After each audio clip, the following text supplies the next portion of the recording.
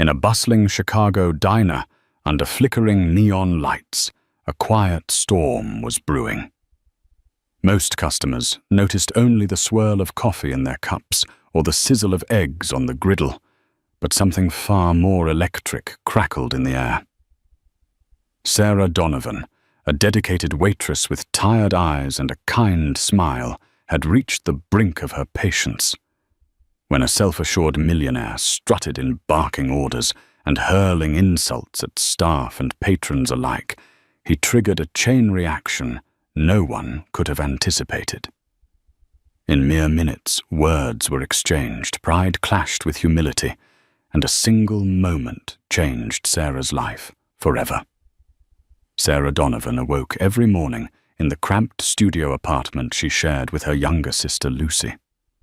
At 25, Sarah should have felt like her future was wide open, but life had always made her feel a few steps behind. Their parents had passed away in a car accident when Sarah was in high school, leaving her with the responsibility of caring for Lucy. If not for the kindness of their aunt, they would have ended up on the streets. But tragedy, as it happens, has a way of forging unbreakable bonds, and also of building walls around dreams.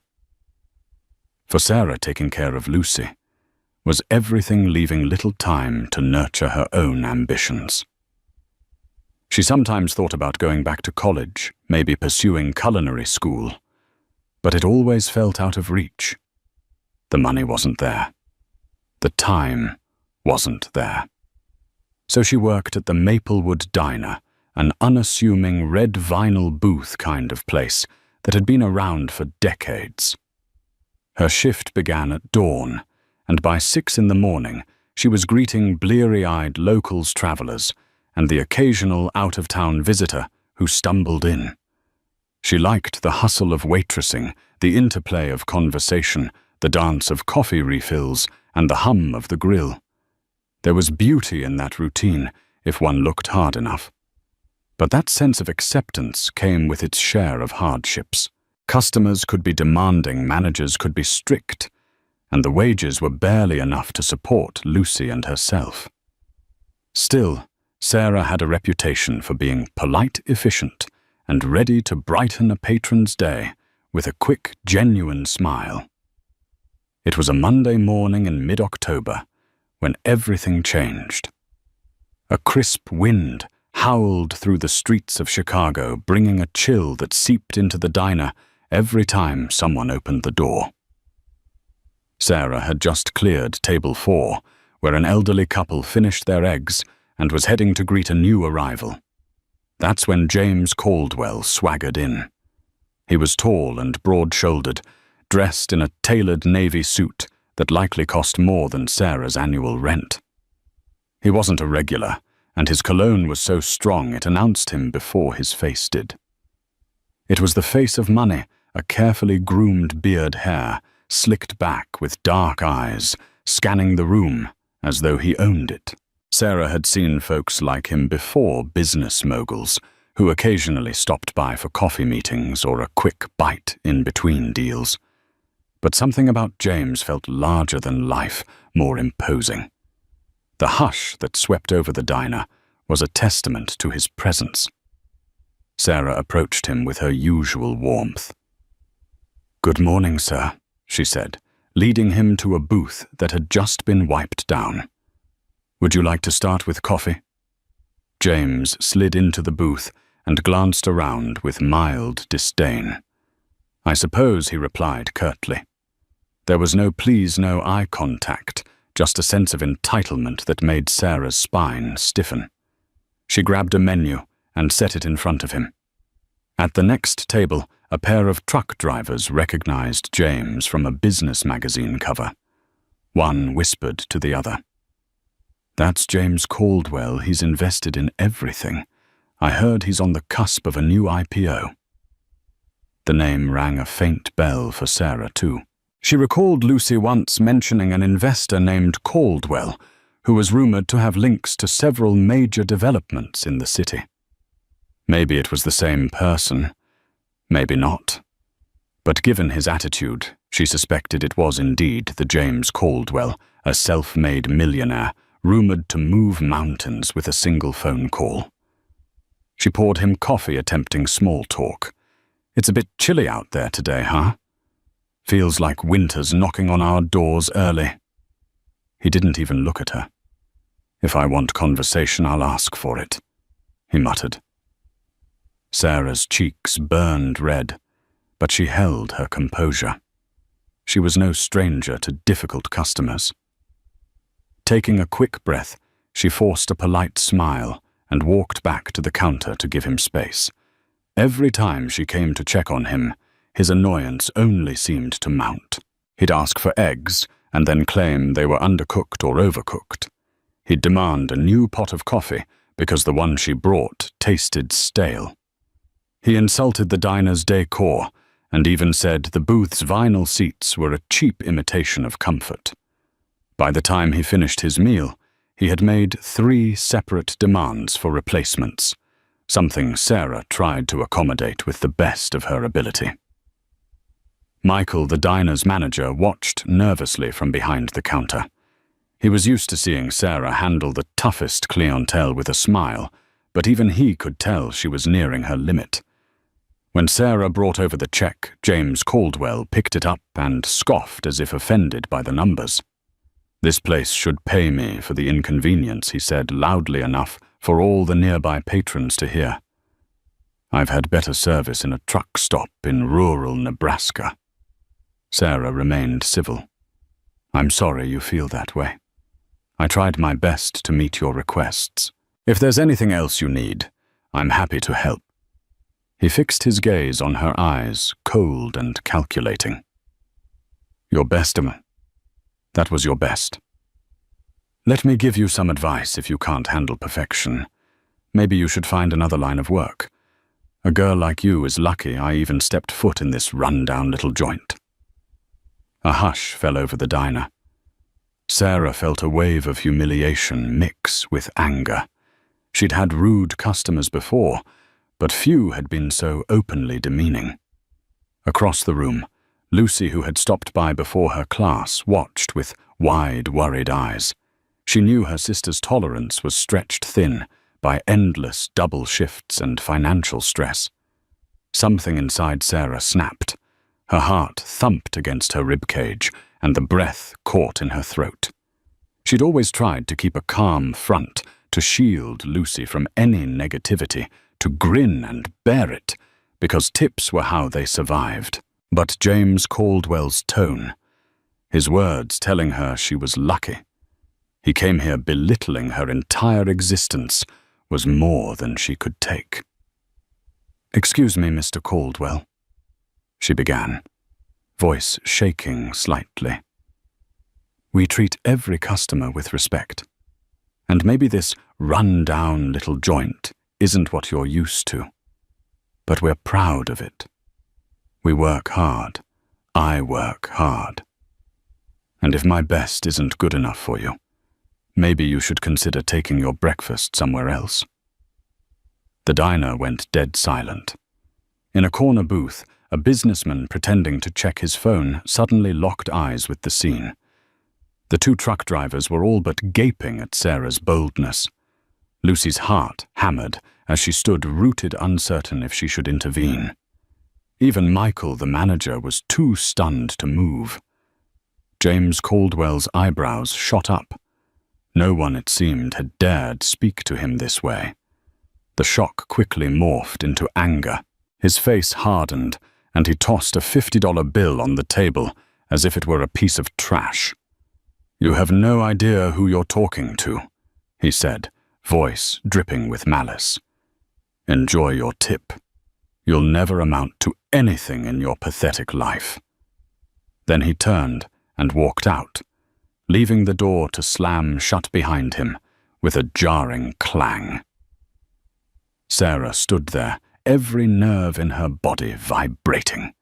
She glanced at the $50 on the table, a fortune in tip money for a single meal, but it felt cursed, tainted by his cruelty.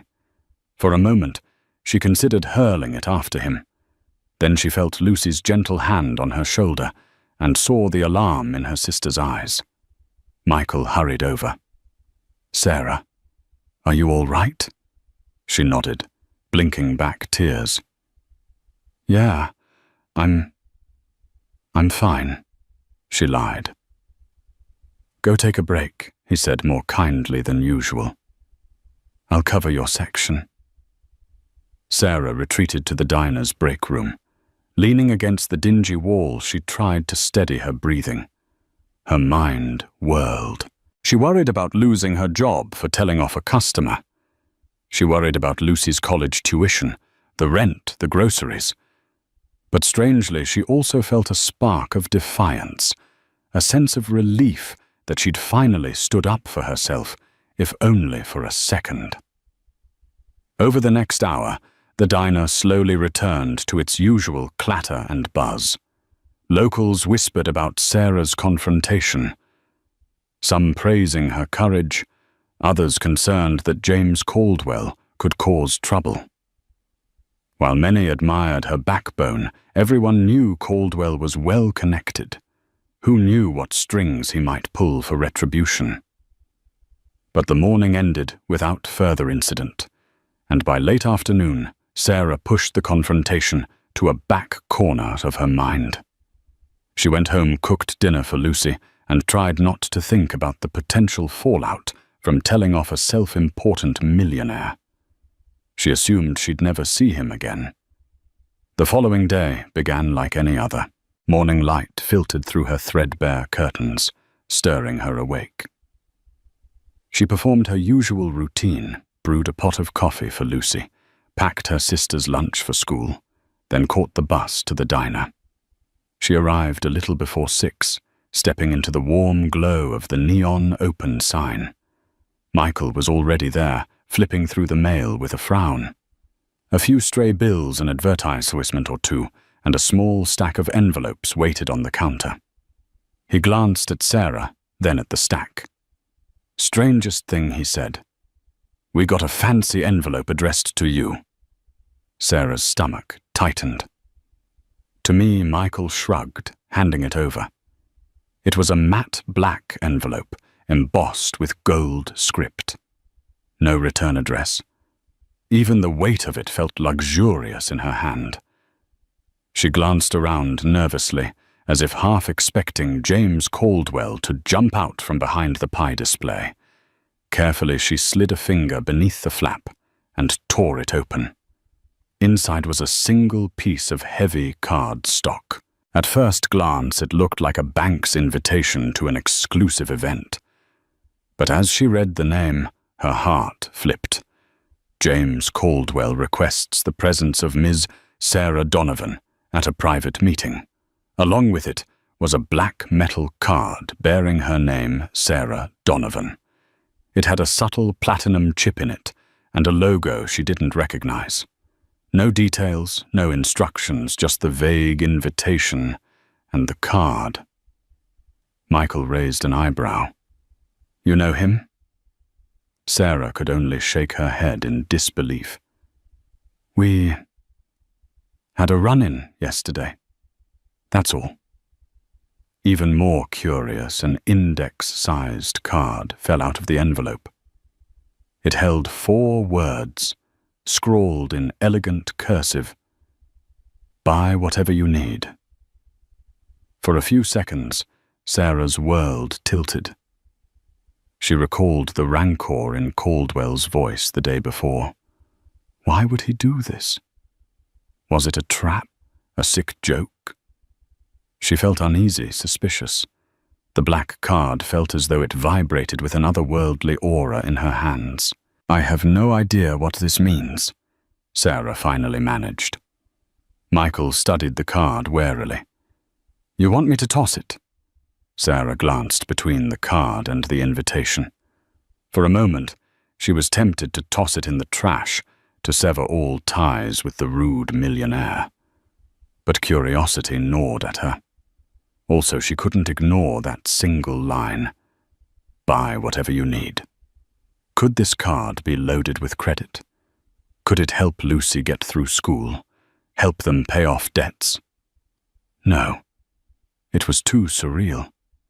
And yet, "Let me hang on to it for now," she said, slipping it back into the envelope. She put it in the pocket of her apron, trying to steady her trembling hands. The day dragged on, each minute weighed down by her preoccupation. Between serving pancakes and refilling coffee, her mind spun with questions. What did James Caldwell want revenge? Perhaps he was trying to lure her into some scheme. She felt a flicker of fear. With that kind of wealth and influence, he could easily manipulate her life. And then there was Lucy. If he was out for revenge, Sarah worried about her sister's safety. She decided to text Lucy, telling her to stay close to friends and keep her phone on. Lucy's reply was the immediate concern of an anxious sibling. "What's wrong? Did something happen?" Sarah brushed it off, telling Lucy not to worry. But still the knot in her stomach tightened. At around 3 in the afternoon, the diner's door chimed. Sarah looked up from wiping the counter to see a man in a charcoal grey suit step in. He had sharp features, slicked hair, and carried himself with an air of authority. He glanced around, spotted Sarah, and approached with practiced calm. "You're Sarah Donovan?" he asked, voice low and serious. She nodded. He produced a sleek business card from inside his jacket. "My name's Nicholas Grant. I work for James Caldwell. He'd like to arrange a meeting with you at your earliest convenience." Sarah caught Michael's alarmed gaze from across the diner. I don't understand," she stammered. Why Nicholas's expression softened slightly. "He wants to see you." "It's about an offer." The word offer reverberated in her mind. She couldn't help but think of the black card in her pocket, the cryptic invitation. The swirl of confusion threatened to overwhelm her. "I don't know," she said, swallowing hard. "I'm working." Nicholas nodded, as though he'd anticipated her reluctance. "Of course, but Mr. Caldwell strongly encourages you to accept his invitation. He suggested that you might find it beneficial." Sarah thought of Lucy, of the rent due at the end of the month. She felt torn between caution and a flicker of desperate hope. "Tell him I'll think about it," she said, finally. Nicholas handed her his business card. "He doesn't wait long," he stated politely but firmly, before turning and leaving as quietly as he'd come. For the rest of her shift, Sarah was a knot of nerves. After she clocked out, she slung her jacket over her shoulders and hurried through the chilly streets to catch her bus home. As she walked, the city's bustle, honking cabs, rumbling trains, street vendors, shouting about hot dogs, barely registered in her mind. She clutched the black card in her pocket, as though it were a live wire, petrified and strangely compelled by what it could mean.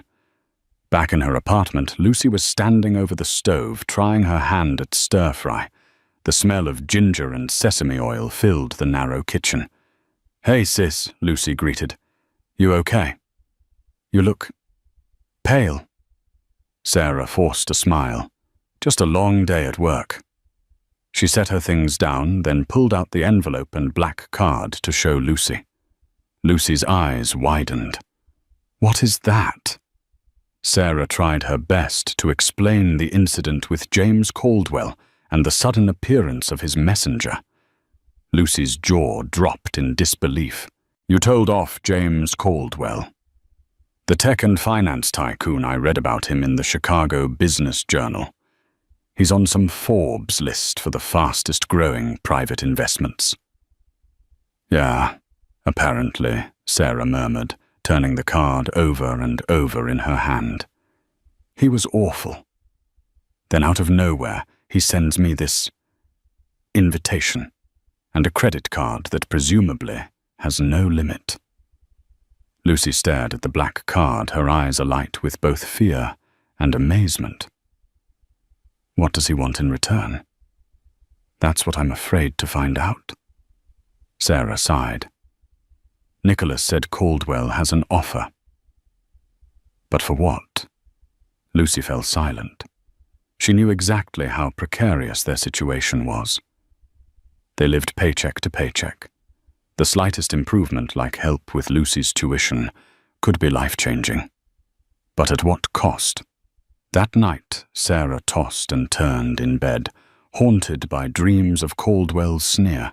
In one nightmare, she was trapped at the diner, while Caldwell sat in the booth, pointing to a contract she was forced to sign in blood.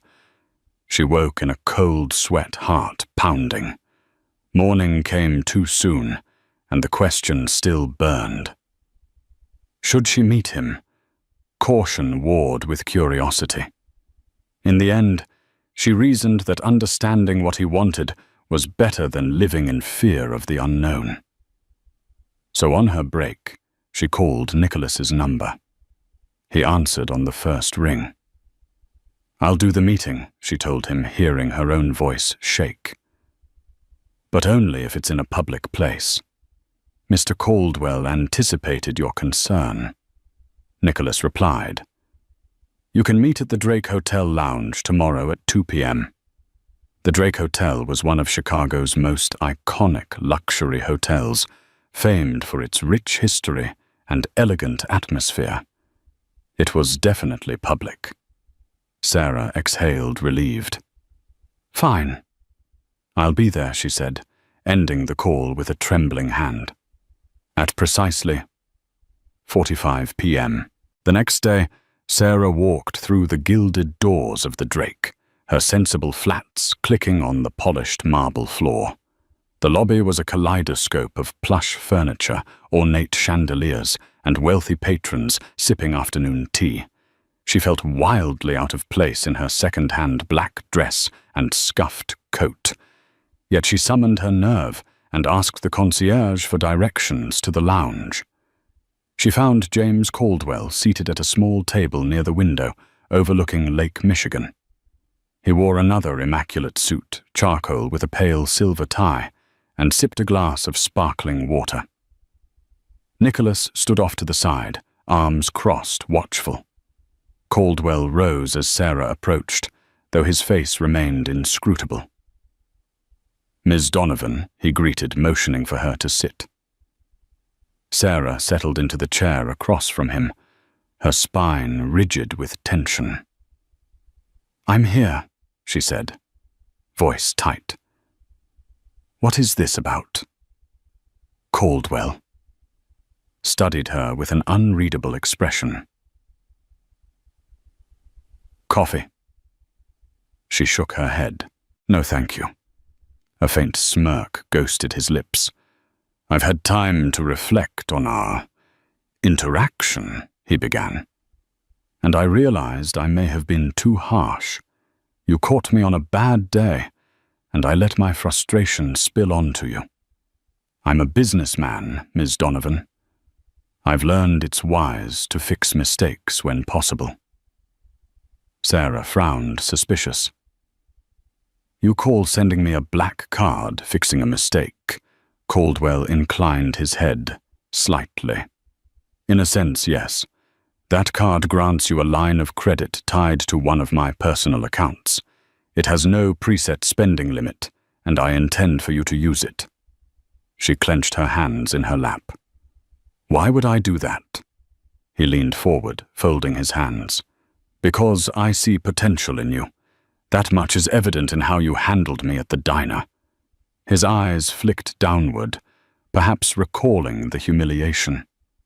"I like people who aren't afraid to speak their mind, even if it means confronting someone as powerful as me." Sarah's heart thumped. "That's not a reason to hand me an unlimited credit card."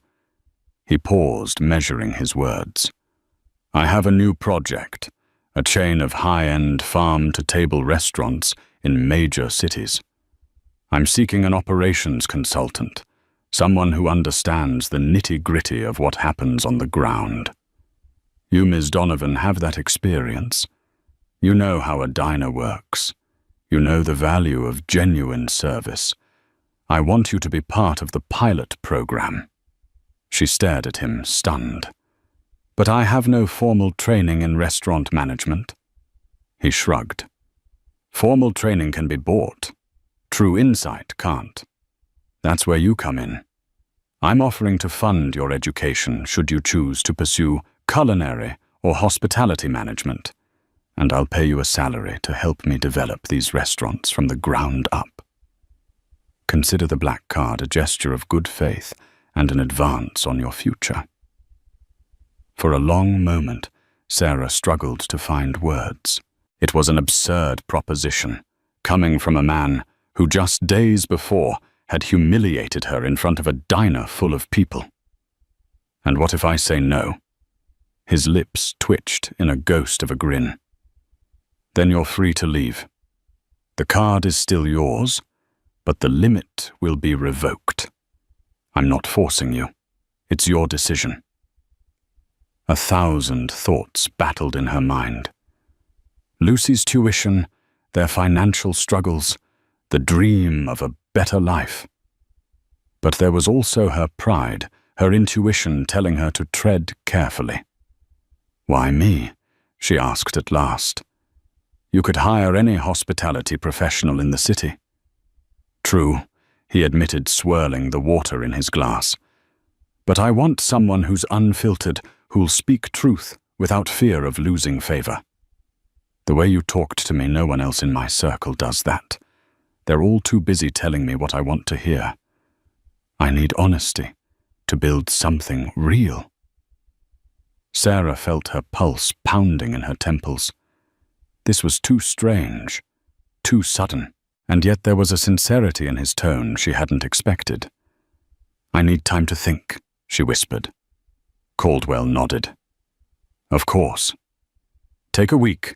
Use the card if you wish, but I assume you'll be cautious. My only request is that you join me for dinner next Saturday to discuss your decision. We can meet at one of my properties, a new restaurant concept. Nicholas will send you the details." Sarah left the Drake Hotel in a daze. The crisp wind outside was almost a relief, a reminder she was still tethered to reality. A swirl of conflicting emotions raged. Could she trust a man who had insulted her, humiliated her, and then turned around to offer her the opportunity of a lifetime? Was it a trap? Or was this the break she'd always dreamed about? The break that would finally rescue her and Lucy from their endless struggles. That evening, over a cup of chamomile tea, Sarah told Lucy everything. Lucy squealed with excitement. "This could be your chance." Sarah then sobered. "But if he's playing some twisted game, it could be dangerous."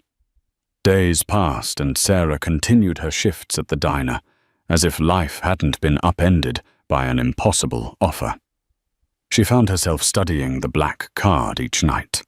Sometimes she'd place it back in her wallet. Other times she'd consider throwing it away. The temptation was undeniable. She imagined all the ways it could lift their burdens, pay off Lucy's tuition bills, fix the leaky roof in their apartment building, maybe even move to a better place. On Friday, after an exhausting double shift, she decided to test the card in a small way. She took Lucy to a modest department store, intending to buy her sister a new winter coat. Lucy's old one had rips along the lining and a missing button. At the register, Sarah's hands shook as she slid the black card. The transaction processed without a hitch. That evening, Lucy wore the new coat around their living room, beaming at the warmth and the softness of the faux fur collar. It was a small luxury that momentarily drowned out Sarah's lingering fears. Still, doubt clawed at her. She couldn't forget Caldwell's condescending words. People didn't change overnight, did they? Maybe he was used to playing games with people's lives, dangling opportunities like bait. Perhaps it was all part of some twisted power play. But come Saturday night, she found herself nervously stepping into a sleek new restaurant in downtown Chicago. The sign outside read Le Jardin Urbain, a swirl of modern neon letters against a dark backdrop. Inside, she was greeted by a glass-enclosed garden of herbs and vegetables, the aroma of rosemary and basil thick in the air. Nicholas stood near the entrance, nodding curtly when he saw her. "Mr. Caldwell is waiting," he said, leading her to a private table near the back. Caldwell was there sipping wine. He rose graciously, gesturing for her to join him. The ambiance was unlike anything Sarah had experienced: soft lighting, sleek furniture, and subtle touches of greenery. The staff glided around the room in crisp uniforms. She felt underdressed in her simple black dress, her hair pinned back in a loose bun. "Welcome," he said, taking a seat. "I'm glad you came." Sarah sat stiffly. "I haven't decided anything yet. But I did buy my sister a coat. So I guess I owe you—" "Thanks." He waved a hand dismissively. "It's a small expense hardly worth mentioning." Then he eyed her carefully. "Though I'm pleased you used the card. Shows you're at least considering my offer." She folded her hands on the table. "If we're going to do this, I have questions. Lots of them." He smiled. "Ask away." The next hour was a whirlwind of fine dining and deep conversation. They sampled dishes, charred Brussels, sprouts, seared scallops with lemon beurre blanc, braised short ribs in red wine sauce, exquisitely plated. And all the while, Caldwell spoke about his vision for a restaurant chain that blended farm-to-table freshness with urban sophistication. He explained his business model, the carefully crafted brand partnerships, the marketing strategies aimed at a younger, socially conscious demographic. Sarah listened, her mind abuzz. She was impressed by how thoroughly he'd planned everything. She found herself chiming in, offering critiques from a waitress's standpoint: portion sizes, table turnover, times the importance of treating staff well. He listened intently, even took notes on his phone. She was surprised to see him so receptive, even praising her insights. But there was something else too. A quieter narrative Caldwell wove about his past. He confessed that he hadn't always been wealthy. He'd grown up on the rougher outskirts of Detroit, raised by a single mother who worked 2 jobs. He told her about how he'd started investing in small tech ventures after working nights to save money, about the close calls and near failures that almost ended everything before it began. "Somewhere along the way, I lost touch with where I started," he said, voice tinged with an emotion Sarah couldn't quite place. "I became arrogant." Sarah recalled his biting words at the diner. "So you want this restaurant chain to remind you of your roots?" He nodded slowly. "In a sense, yes. And I think the authenticity you carry is part of that reminder." It was a confession that softened Sarah's guarded stance, if only a little. By the time dessert came, a delicate apple tart with caramel drizzle, she was no longer wholly convinced Caldwell was a monster. He was certainly complex, with a rough edge to him. But maybe, just maybe, there was a real person buried under that $1,000,000 polish. Still, Sarah had one more question. "Let's say I accept. What exactly do you expect from me day to day?" He set his fork down, steepling his fingers. "I want you to spend time training in different departments: back of house, front of house, procurement, even HR. I want your fresh perspective. You'll report to me or to Nicholas on what's working and what isn't. Eventually, I'll help you enroll in a culinary or hospitality management program, your choice, and once you finish, you'll have a leadership role in the chain." Her eyes widened. That's a huge commitment. What if I fail? He chuckled, a rare softening of his features. Sarah Donovan. I've bet on far riskier endeavors than you. Then he leaned in, voice quieter. I don't think you'll fail. But if you do, at least you'll have tried. Life's too short to stay stagnant. She felt emotion tighten in her chest. Images of Lucy's future, of her own secret dreams, flashed through her mind. All her life she'd settled for less, partly out of necessity. Was it time to gamble on something bigger? After dinner, he walked her to the exit. Nicholas lingered a few steps behind, respectful but watchful. The night air greeted them crisp and charged with city lights. Caldwell held out a business folder. Inside you'll find the terms of our agreement, an initial contract, your salary, and an outline of the next 6 months. Take it. Read it, consult a lawyer if you wish. Let me know by next week. Sarah took the folder, her heart pounding. All right. He nodded. Good night, Miss Donovan. She watched him slip into a sleek black town car, with Nicholas at the wheel. The weight of the folder in her hands felt monumental.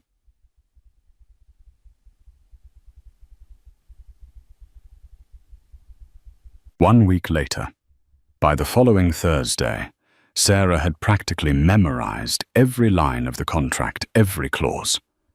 It was surprisingly fair, offering her a salary higher than she could have ever dreamed of at the diner, plus full coverage for educational expenses related to hospitality or culinary programs.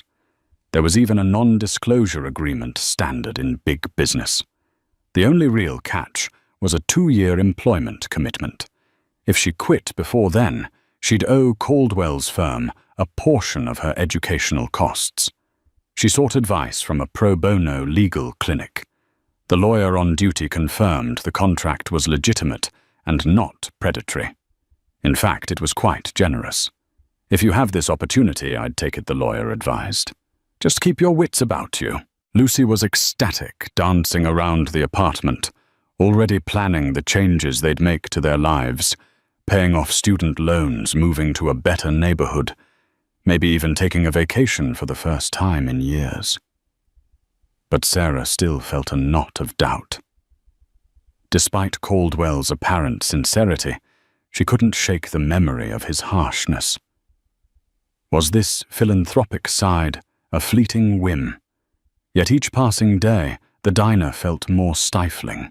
She'd started noticing how run down it was, the peeling wallpaper, the broken jukebox that no one bothered to fix the heartbreak in the eyes of long-time wait staff who'd given up on bigger dreams. Sarah admired their resilience, but she knew she yearned for something else. The memory of Caldwell's words rang in her mind. Life's too short to stay stagnant. So on Friday afternoon, she dialed Caldwell's number. He answered on the second ring. Ms. Donovan, he said smoothly, as if expecting her call. I'll do it, Sarah said, exhaling a rush of anxiety. I'll sign. She heard a hint of satisfaction in his tone. Excellent choice. I'll have Nicholas meet you tomorrow with the final documents. Sarah's heart thrummed, excitement and dread interwoven. All right. That night, she penned her 2 weeks' notice for Michael at the diner. Her hands trembled. She had spent so many years seeing the diner as her safety net, the only consistent job she'd ever known. She worried how Michael would take it. He'd been a steady, if somewhat aloof mentor for her. But there was no turning back now. Michael took the news better than she expected. A flicker of sadness crossed his features. You've got big potential, Sarah, he said, patting her shoulder. I always knew you'd move on to something bigger someday. Just promise you'll visit. She nodded, tears prickling her eyes, grateful he wasn't angry. And so it began. Sarah stepped into Caldwell's world, and it was as if she'd entered an entirely new universe. Fancy boardrooms with sweeping city views replaced the diner's grease-stained counters. Instead of waking at dawn to serve coffee, she found herself in meetings discussing produce supply chains, brand identity, and restaurant layouts. Initially, the lingo overwhelmed her talk of leveraged buyouts, private equity franchising models, but she refused to be intimidated. In the evenings, she devoured books on business and hospitality. On weekends, Lucy tested recipes with her, the two sisters transforming their small kitchen into a test lab of soups, sauces, and pastries. Caldwell insisted she shadow some of his top executives. She spent a month in the finance department, learning how budgets were created, how profits were projected. Another month went by in marketing, where she sat in on creative meetings about branding style guides and social media campaigns. All along, she was the odd one out, lacking formal credentials, but bringing real-world experience to the table. Many in Caldwell's organization eyed her with skepticism. Who was this unknown waitress who'd suddenly landed a high-paying position, courtesy of the boss himself? Some whispered that she must have some hold over Caldwell. Others speculated about nepotism or scandal. Sarah felt the chill of those rumors, but she pressed on, determined to prove herself. Slowly, her sincerity, her eagerness to learn, and her grounded perspective began to win them over. Meanwhile, Caldwell's demeanor remained professional, almost detached. They interacted mostly through scheduled meetings. He would ask for her thoughts on various aspects of the new restaurants, or invite her to taste tests at the pilot location. Sometimes, in a rare, candid moment, he'd ask about Lucy, or mention his own teenage years, as if trying to find common ground. But mostly, he kept his distance, as if fearful of letting his guard down. A turning point came about 3 months into the arrangement, when Sarah accompanied Caldwell to a gala fundraiser for Chicago's homeless youth programs. She was terrified, having never attended such a formal event. She wore a simple navy dress. Lucy had helped her pick out her hair in soft curls. Caldwell introduced her to key restaurant investors, including a cameo by Mark Cuban, the well-known entrepreneur, who shook Sarah's hand warmly and told Caldwell, "I hear you've got a new rising star in your ranks." Caldwell nodded with the faintest smile. Sarah's cheeks burned red at the praise. Throughout the evening, Sarah observed Caldwell navigating the crowd with practiced elegance. He mingled with celebrities, philanthropic leaders, and political figures, always maintaining a charming facade. But at one point, she caught him standing alone near a floor-to-ceiling window overlooking the city skyline. He looked pensive, almost lonely. She approached tentatively. "Quite the event, huh?" she remarked nervously, smoothing the skirt of her dress. He glanced at her, a wistful expression in his eyes. "Yes, a lot of power in this room." Sarah followed his gaze. "And a lot of need outside these walls." He nodded slowly. "Sometimes I wonder if I'm doing enough, or if these galas are just a way to make everyone feel good about themselves." Sarah tilted her head. "Well, cynicism aside, they raise a lot of money. I benefited from a program like this once when Lucy and I lost our parents. My aunt struggled to support us, and a local charity helped keep us afloat. It's not all for show. It can change lives." He studied her for a moment, then turned back to the window. "Thanks for reminding me." The corners of his mouth lifted slightly. A subtle camaraderie began to form between them. It was fragile, built on mutual respect, rather than the arrogance and subservience that had marked their first encounter. Over the next few months, Sarah continued to excel. She started official courses at a prestigious hospitality program fully sponsored by Caldwell. While she was often overwhelmed balancing her job responsibilities with night classes, she thrived on the challenge. Lucy took on a part-time job to support her own expenses, determined not to weigh Sarah down. The sisters found themselves in a better financial position than ever before. However, not everyone was pleased with Sarah's rapid ascent. Some executives in Caldwell's circle, veterans of the industry, resented her position. They questioned Caldwell's judgment in hiring an untested outsider. One evening, while reviewing staff training modules, she overheard two senior managers complaining about her in hushed tones. "She's just a waitress," one scoffed. "Caldwell's pet project. She'll ruin everything we've built if he keeps giving her this much authority." "It's humiliating," the other agreed. "I spent years in top restaurants working my way up. She just waltzes in because she had a spat with Caldwell at a diner." Sarah retreated before they could see her heart racing. She swallowed a lump of hurt and anger, forcing herself to stay composed.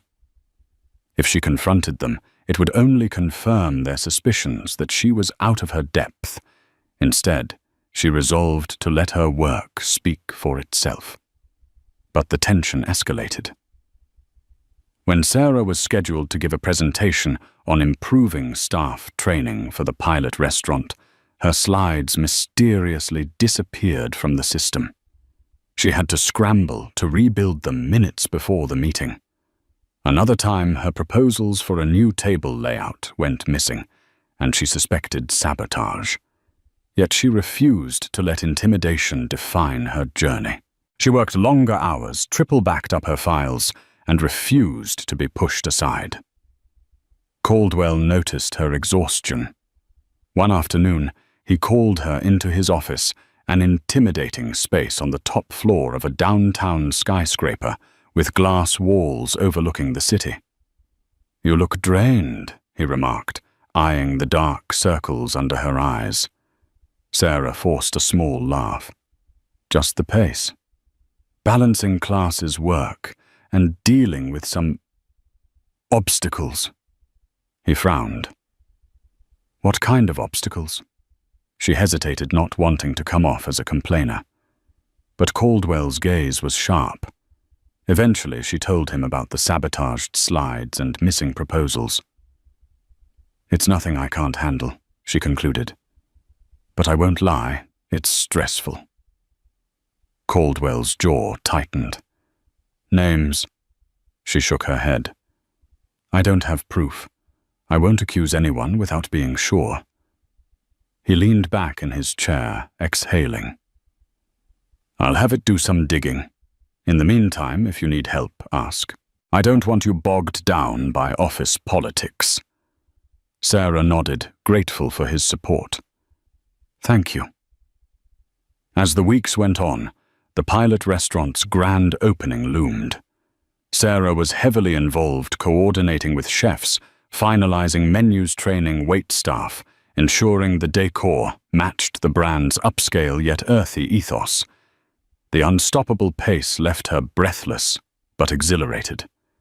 She found joy in the creative process of building something from the ground up, something that fused the diner's sense of warmth with fine dining elegance. Finally, opening night arrived. The restaurant buzzed with VIP guests, food critics, and local influencers. Fairy lights twinkled above the entrance, and a small jazz ensemble played softly in the corner. Caldwell walked the floor, greeting people with polished confidence. Sarah was at his side, smoothing last-minute details, ensuring the bartenders had enough garnish, directing the waitstaff when to circulate hors d'oeuvres. She caught glimpses of Lucy, who'd come to support her sister, chatting excitedly with some of the new staff. Midway through the night, the reviews started trickling in on social media, glowing praise for the ambiance, the farm-to-table concept, the exquisite cocktails. Sarah's heart soared. This was a testament to all their hard work, and for the first time in her life she felt she was part of something meaningful, bigger than just survival. Yet amid the success, Sarah noticed Caldwell growing distant again, retreating into his reserved shell as the evening went on.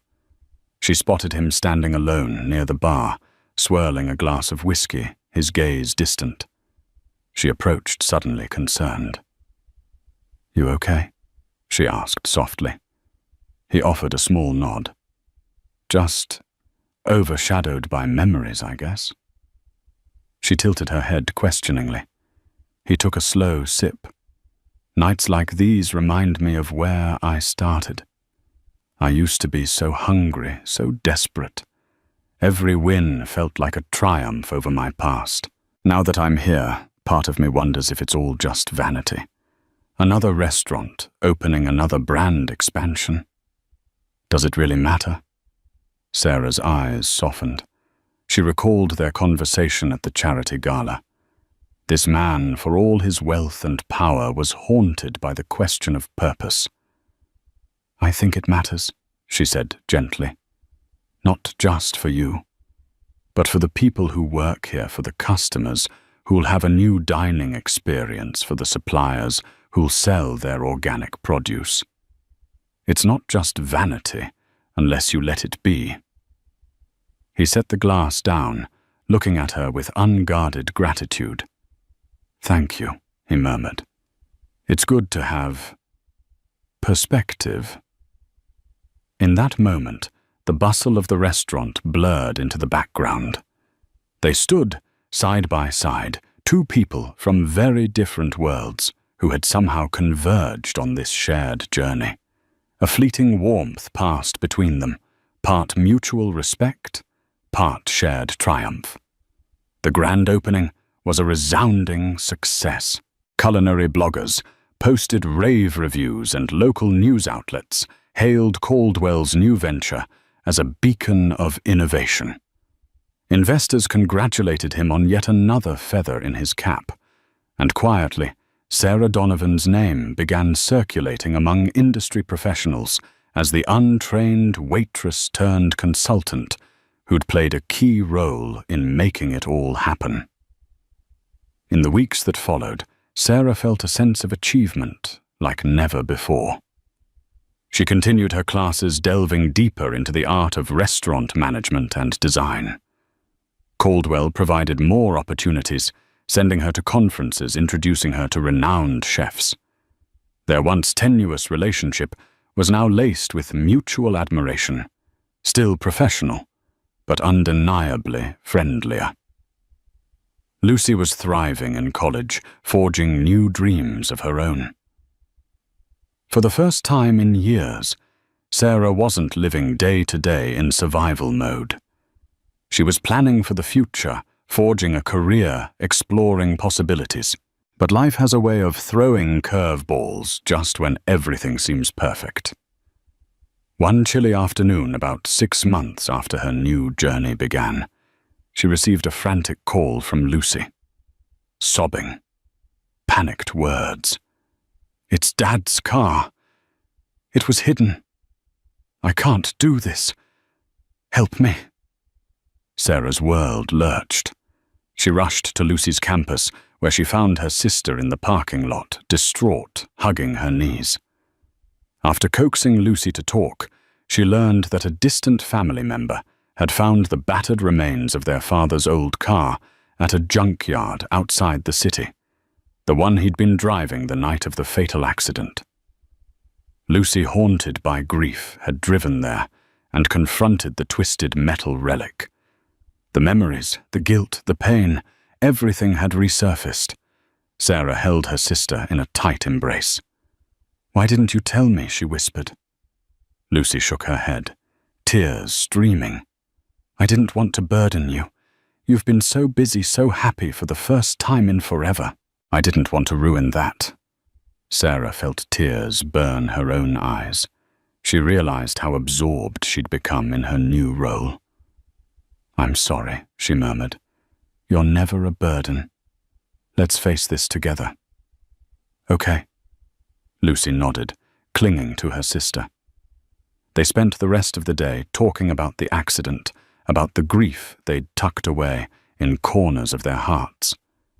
It was an emotional catharsis they'd avoided for years. Sometimes the busyness of survival distracts us from healing old wounds. That night, Sarah found herself thinking about how fleeting life can be, how quickly everything can change. She remembered the night she confronted James Caldwell at the diner. She remembered how a single moment of defiance had sparked a chain reaction that led her here to a brand new life. Standing by the bedroom window, she gazed out at the shimmering city lights, a quiet gratitude in her heart. No matter what tomorrow brought, she was grateful for this chance, grateful for the personal growth, the financial stability, and the sense of purpose she'd found. In the months that followed, Lucy began attending therapy to process her lingering trauma. Sarah made time to support her sister, taking weekends off whenever possible to spend with Lucy. Caldwell, noticing her need for balance, adjusted her schedule. Another gesture of compassion that reminded her that under his tough exterior, there was a beating heart. By the 1-year mark of her new career, Sarah had blossomed into a confident consultant. She'd even begun conceptualizing her own potential restaurant, one that combined the diner's warmth with modern flair. Caldwell encouraged her, promising to back her vision if it ever came to fruition. And as for Caldwell himself, he'd found in Sarah a sort of grounding influence. Whenever his business empire threatened to consume him, her unfiltered honesty brought him back to earth. Their dynamic remained professional, though tinged with a camaraderie that made both question whether the lines might blur into something else one day. But that's another story, perhaps for another time. For now, suffice it to say that the day Sarah Donovan told off a millionaire in a humble diner was the day everything changed. From that explosive confrontation came an unlikely alliance, a shared path of learning and growth, and ultimately a testament to the power of standing up for oneself, even when the odds seem impossibly stacked against you. Thank you for joining Sarah's remarkable journey from an overworked waitress defending her dignity in a small diner to a rising star in Chicago's high-end restaurant scene. This story shows us that standing up for yourself, even when you're afraid, can open doors you never imagined.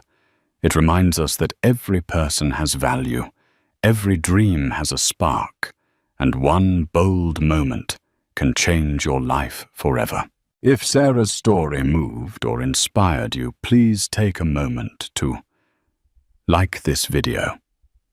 Let's spread the word about courage and resilience. Share it with your friends who could use a reminder that a single act of defiance might lead to unimaginable opportunities. And finally, subscribe to our channel for more uplifting, dramatic tales that celebrate the extraordinary power of the human spirit. Your support helps us bring more inspiring stories to life. Thank you for being part of this journey.